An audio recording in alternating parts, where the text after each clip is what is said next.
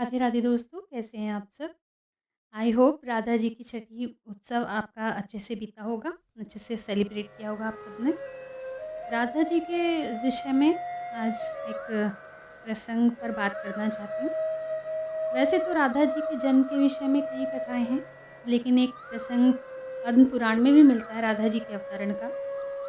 पद्म पुराण में एक कथा मिलती है कि श्री वृषभानु जी यज्ञ भूमि साफ कर रहे थे, तो उन्हें भूमि कन्या के रूप में श्री राधा जी प्राप्त हुई। यह भी माना जाता है कि विष्णु के अवतार के साथ अन्य देवताओं ने भी अवतार लिया था।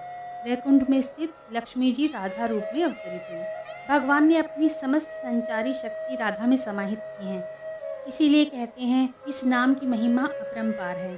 श्री कृष्ण स्वयं कहते हैं, जिस समय मैं किसी के मुख से रा सुनता हूँ, उसे मैं अपना भक्ति प्रेम प्रदान करता हूँ, और धा शब्द के उच्चारण करने पर तो मैं राधा नाम सुनने के लोभ से उसके पीछे ही चल देता हूँ। राधा कृष्ण की भक्ति का वर्णन हमें कई जगह मिलता है। भागवत में एक प्रसंग आता है कि तीनों लोकों का तारा कृष्ण को शरण देने की सामर्थ्य रखने वाला ये हृदय उसी आराधिका का है जो पहले राधिका बनी, उसके बाद कृष्ण की आराध्या हो गई। राधा को परिभाषित करने का सामर्थ्य तो ब्रह्मा में भी नहीं। कृष्ण राधा से पूछते हैं, हे राधे, भागवत में तेरी क्या भूमिका होगी? तो राधा रानी कहती हैं, मुझे कोई भूमिका नहीं चाहिए कान्हा, मैं तो तुम्हारी छाया बनकर रहूँगी। कृष्ण के प्रत्येक सृजन की पृष्ठभूमि यही छाया है, चाहे वह कृष्ण की बांसुरी का राग हो, या गोवर्धन को उठाने वाली तर्जनी, या लोकहित के लिए मथुरा से द्वारिका तक की यात्रा की आत्मशक्ति। आराधिका में आ को हटाने से राधिका बनता है। इसी आराधिका का वर्णन महाभारत या श्रीमद् भागवत में प्राप्त होता है, और श्री राधा नाम का उल्लेख नहीं आता। भागवत में श्री राधा का स्पष्ट नाम का उल्लेख न होने के कारण एक कथा यह भी आती है कि सुखदेव जी को साक्षात श्री कृष्ण से मिलाने वाली राधा हैं, और सुखदेव जी उन्हें अपना गुरु मानते हैं।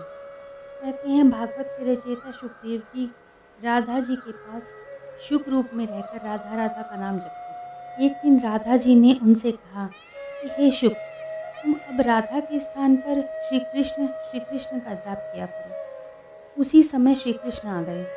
राधा ने यह कहकर कि यह शुक बहुत ही मीठे स्वर में बोलता है, उसे कृष्ण के हाथ में सौंप दिया, अर्थात उन्हें ब्रह्मा का साक्षात्कार करा दिया। इस प्रकार श्री राधा सुखदेव जी के गुरु हैं, और वे गुरु का नाम कैसे ले सकते थे, इसीलिए उन्होंने राधिका के नाम पर आराधिका का उल्लेख किया है। यह भी कहा जाता है कि वृषभानु जी को एक सुंदर शीतल सरोवर में सुनहरे कमल में एक दिव्य कन्या लेटी हुई मिली।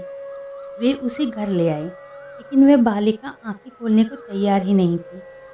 पिता और माता ने समझा कि वे देख नहीं सकती, लेकिन जब बाल रूप में श्री कृष्ण जी से उनका सामना हुआ तो उन्होंने आंखें खोल दी। राधा रानी की छठी के विषय में कथा प्रचलित है कि राधा जी की माता कीर्ति उनकी छठी करना भूल गई थी। इसके बाद उनका दूसरा जन्मदिन आ गया। कान्हा का गोकुल में भी आगमन हो गया, तो वृषभानु और कीर्ति रानी को राधा को भी कृष्ण जन्मोत्सव में लेकर जाना था।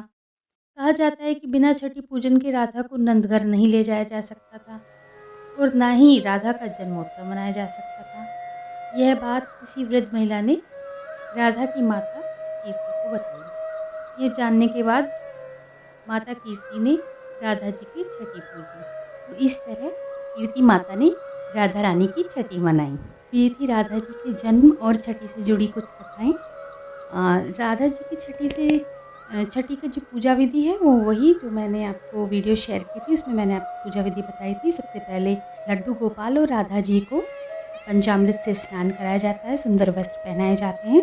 उसके बाद चौकी पर लाल कपड़ा बिछाकर या पीला वस्त्र बिछाकर उनको बैठाया जाता है। उसके उपरांत फूल किए जाते हैं, चंदन का तिलक लगाया जाता है, और जो मैंने विधि आपको वीडियो में दिखाई है उससे काजल बनाया जाता है और उनको टीका लगाया जाता है। रात को उसी काजल को आँखों में भी लगाया जाता है शयन से पहले।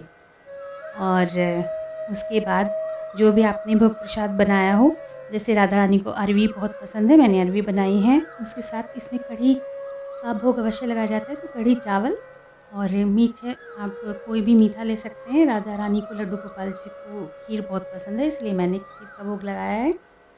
और मिठाई का भोग लगाया है, पंचमेवाओं का भोग लगाया है।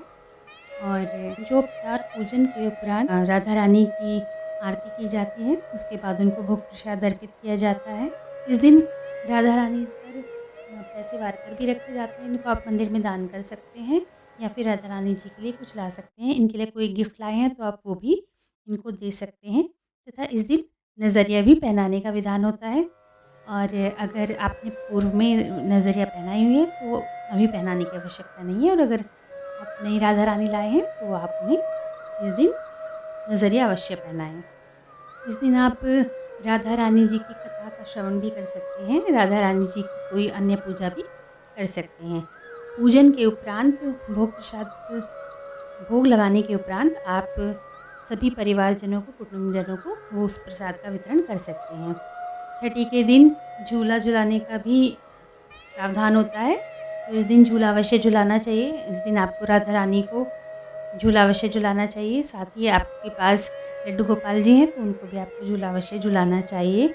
और कोई संगीत और भजन का आयोजन भी अवश्य करना चाहिए, जैसा कि नॉर्मली घरों में छठी के दिन किया जाता है। संगीत का प्रोग्राम किया जाता है, नृत्य संगीत का प्रोग्राम भी किया जाता है। तो इसी तरह राधा रानी का भी हर्षोल्लास के साथ छठी का उत्सव मनाना चाहिए। लड्डू गोपाल जी का, कान्हा जी का भी इसी तरह छठी का उत्सव मनाया जाता है। तो सब अपने रीति रिवाज और अपनी इच्छा के अनुसार उसको सेलिब्रेट कर सकते हैं। तो इस तरह हम लोगों ने राधा रानी जी की छठी का महोत्सव सेलिब्रेट किया। अन्य कोई जानकारी के लिए आप हमें कमेंट बॉक्स में लिख सकते हैं। और मेरी वीडियो अगर आपको पसंद आए तो आप उसे शेयर करें और मेरे चैनल को सब्सक्राइब करें। इसी के साथ मैं ये वीडियो यहीं समाप्त करती हूँ। राधे राधे।